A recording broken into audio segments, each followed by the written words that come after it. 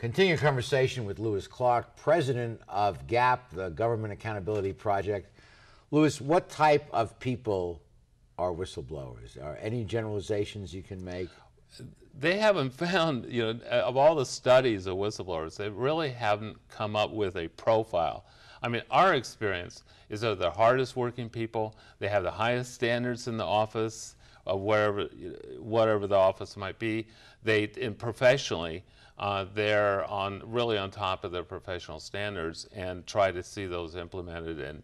And on a personal level, they tend to have very high personal standards. And they're frustrated by the fact that the organization is not doing what they strongly believe. So they have to have a strong internal moral compass. They absolutely do, and that is the factor to above all else.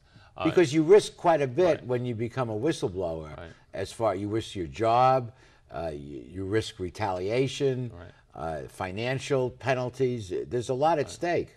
And it's also important to note is that those are exactly the kind of people that any employer should want to have on their payroll. The people that work hard, people that have those standards, and the people who try to see, have a personal But a lot of bureaucracies want team players. They don't like someone insubordinate who doesn't follow instructions and who violates the supervisor's direction. And that's how you end up with very mediocre agencies. I guess you're right. That's oh so true. Now you're also a minister, as we mentioned at the beginning of the show. Right. Do some of these whistleblowers need some personal and emotional counseling to get them through this tough ordeal? Yeah, there's no question. And it it is an ordeal, isn't it? It is an ordeal. And for one thing, is they lose all their friends at work very often. And so it's... Now, why do they lose their friends? Well, mostly because people don't want to be seen with them. Oh, the friends are afraid to be giving comfort to the enemy, as it were. Right. And so one of the things you want to counsel a whistleblower to do is to don't feel that just because people don't want to have lunch with you anymore, don't take it personally. Don't take it seriously. That no one will talk to you anymore from work. Don't take it personally. The fact is that those people are not going to lie under oath. When it comes to their case, if it's in court or whatever, those people are not going to lie for the boss. They might not want to be seen with you, but they're not going to cross some kind of line for you. And so you don't want to alienate those people. And so just don't be so paranoid about it. These people are going, and matter of fact, on almost Don't be paranoid that none of the 100 people you used to work with will speak to you. Well, I know, but I know it might be counterintuitive. But the fact is that is helpful advice. Another thing, for one reason, is that those people who are very quiet, they sneak all kind of documents to us. Yes. And so we have enormous amount of inside help on all our cases. Last year we had on the show Pulitzer Prize-winning journalist Seymour Hersh, who gets all kinds of stuff from inside the bureaucracies, and people just give him stuff, and they want to stay with their jobs, but they're giving them stuff. That's another way to do it, right? Yeah. And do you get stuff from people who don't publicly blow the whistle, but you're getting good stuff? Right. And can you use that stuff? Paul Wolfowitz is a good example of that. Tell us about World Bank. Paul Wolfowitz was president of the World Bank. He had a sweetheart deal with his girlfriend, got her lots of money in terms of way over what her pay grade should have been. Some things never change.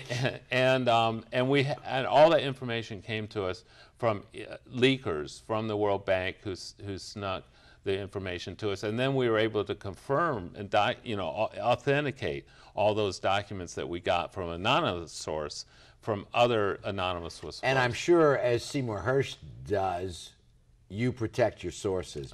You have to protect your sources. Yeah. Once we were sued by the government trying to get the names of 55 whistleblowers, and we said we would go to jail before we would turn those names over. And we went to federal district court. We won. And the court found that we had a First Amendment constitutional right to associate with whistleblowers.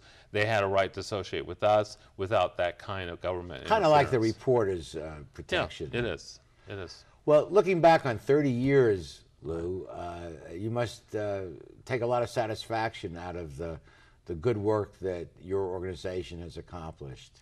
I do. It really means so much to me to see so many people who are now able to help In early days, we could hardly help anyone because we were so small. Now we can help almost everybody who comes to us with a case that has the kind of quality or national attention that needs to be focused on that issue. And the recent passage of the Stimulus Funding Act includes whistleblower protection there. And just recently we had our city auditor Laura Dowd on, and she's paying particular attention to abuse of whistleblower money.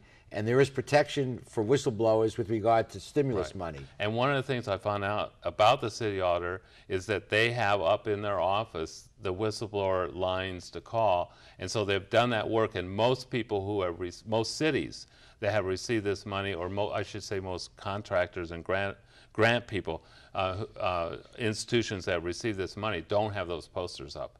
And the city of Long Beach does. And I thought that was quite commendable. Great. What for the future? More, bigger, better? Well, I think that we're going to get some protections for people. I mean, the Whistleblower Enhancement Act for federal employees has passed the House. It's about to pass the Senate, and President Obama's in favor of it. And what would that do? That's going to give whistleblower protection for federal employees, and and about 90% of them are going to be able to go into federal district court. Okay. That's going to change everything. That's a great story, and we thank you for coming out from Washington, D.C. to visit us, and we'll be back with the remaining portions of our show after these messages.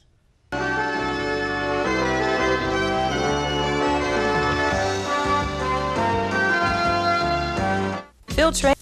Welcome to McKenna's on the Bay, where fine dining is complemented with a breathtaking view. McKenna's is a restaurant of incredible ambiance, providing service and cuisine with style, class, and romance.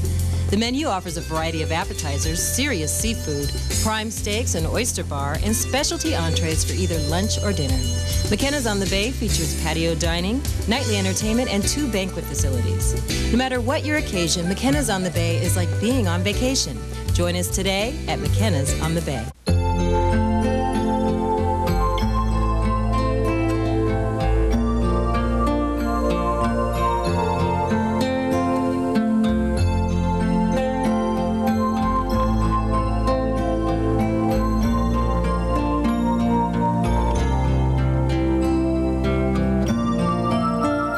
Take care of those who are closest to you, from our family to yours. McCarty's Jewelry, since 1932. How do you like your chances the rest of the way? I got no idea. But I do know that if we stay with Naples Rib Company, at least we won't go hungry. Coach, what do you think about some of those questionable calls tonight? Oh, yeah, but if you want a sound call, I'd call Naples Rib Company. You can't miss on that call. Then Naples Rib Company is part of your game plan?